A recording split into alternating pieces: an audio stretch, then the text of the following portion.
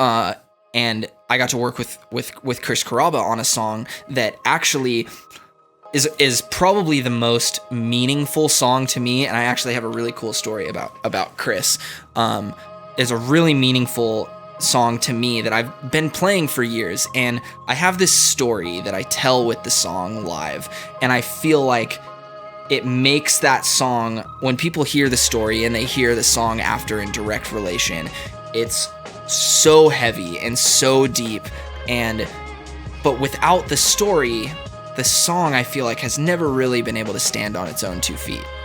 And it's always been like a huge mental burden to me because that song, it has such important meaning to me.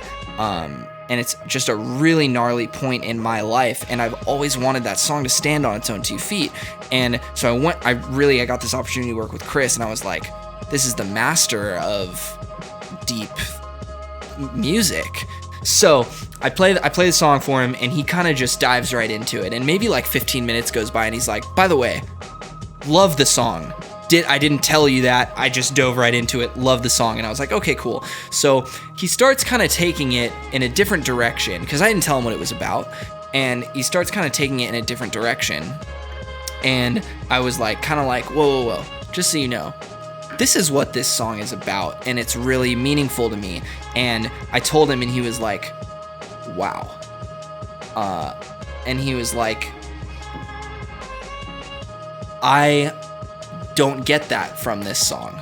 And I was like, oh, well, shit. And he was like, I don't think that this is that song. I think you still need to write that song. And when you do write that song, I want to hear it. And it was just this huge burden off of my shoulders that I don't have to make this song that song anymore. Like, I'd never thought about it that way.